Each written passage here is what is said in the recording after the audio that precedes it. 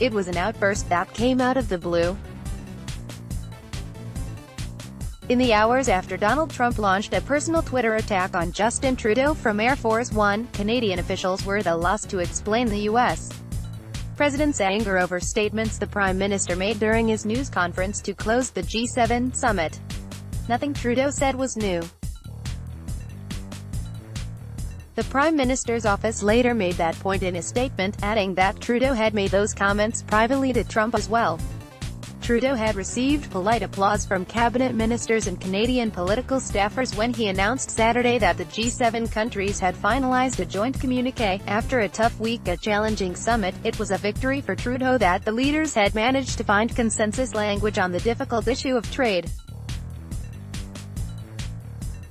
The fragile consensus lasted about 2 hours before it was nuked by a tweet, as Trump made his way to Singapore for the North Korea nuclear summit, based on Justin's false statements at his news conference, and the fact that Canada is charging massive tariffs to our U.S. farmers, workers and companies. I have instructed our U.S. reps not to endorse the communiqué as we look at tariffs on automobiles flooding the U.S. market, Trump tweeted. Trump proceeded to blast Trudeau as meek and mild, and very dishonest and weak, in a barrage that was sparked by the Prime Minister's assertion that U.S. tariffs on steel and aluminum were insulting, and his insistence that Canada would not be pushed around. Prime Minister Justin Trudeau speaks to reporters at the conclusion of the G7 Leaders Summit in Charlevoix, K.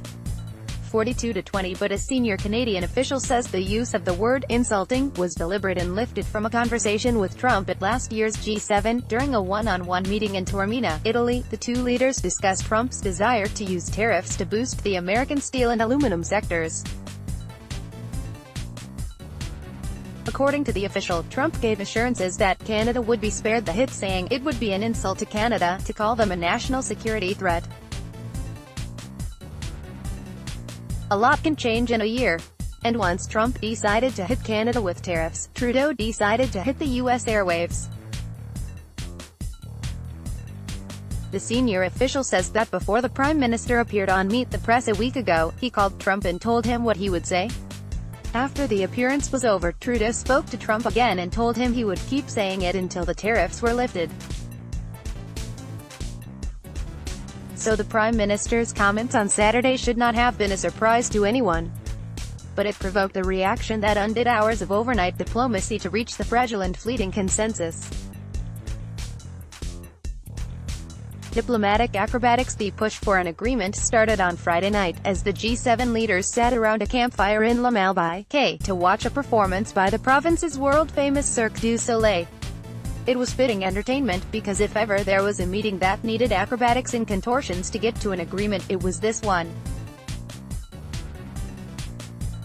Once the performance was over, Trudeau asked the leaders to step inside Le Manoir Richelieu, to the room used as the leaders' lounge for this summit.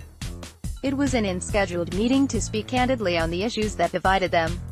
There were deep divisions between the leaders and Trump that made a unanimous communiqué unlikely. Trump rode into Quebec's Charlevoix region on a torrent of tweets, tariffs and turmoil, putting himself in direct conflict with the United States' historical allies. There was broad disagreement at the G7 table, especially on trade and climate. The post-campfire chat was the start of an overnight push to find common ground with Trump before he left early Saturday morning. Trump sat at the end of a couch, German Chancellor Angela Merkel to his right, Trudeau sitting to his left in a chair. Once the leaders finished, their top officials, known as Sherpas in summit parlance, worked through the night to finesse the discussions into fine print. The next morning, after a breakfast event on gender equality, Trudeau asked for another unscheduled leaders meeting to discuss the communiqué. Pictures from this private meeting were shared widely on social media by the leaders themselves. Trump sat with his arms crossed at a long rectangular table covered by a white tablecloth. The other leaders and their officials stood around the U.S.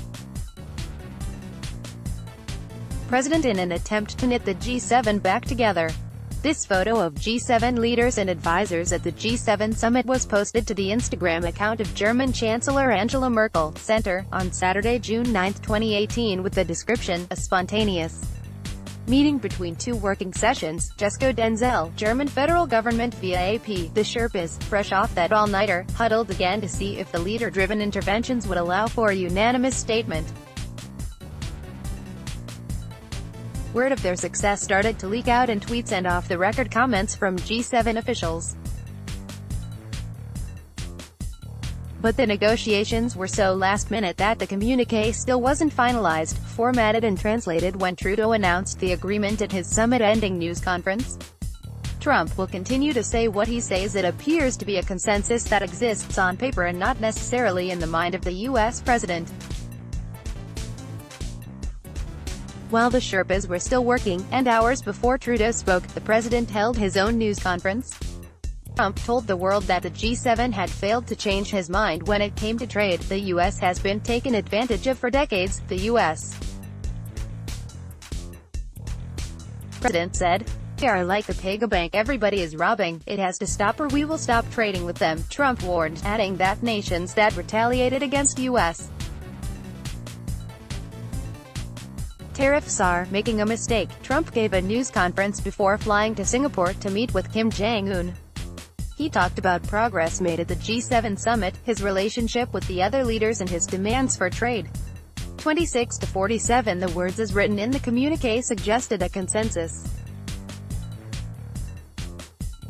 But the words spoken by Trump made it plain that the disagreements weren't settled and the looming trade war is still on.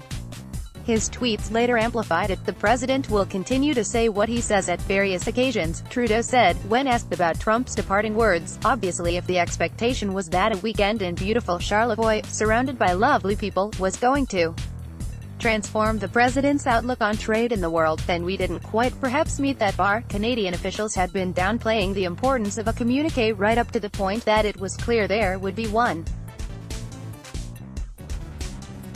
Even though all 7 countries signed the declaration, there are other notable points of disagreement. The United States is refusing to endorse the section on climate change, and Japan have balked at signing onto a plastics charter to curb ocean pollution.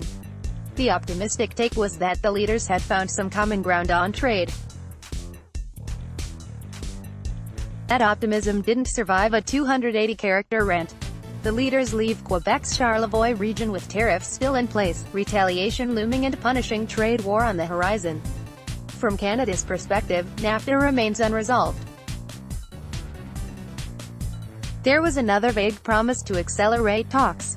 But Trudeau and Trump publicly disagreed on the American deal-breaker demand for a sunset clause. And the president's tweet storm took their disagreements into the realm of personal insults. It's clear this meeting did nothing to move the leaders closer to settling the big economic issues that divide them.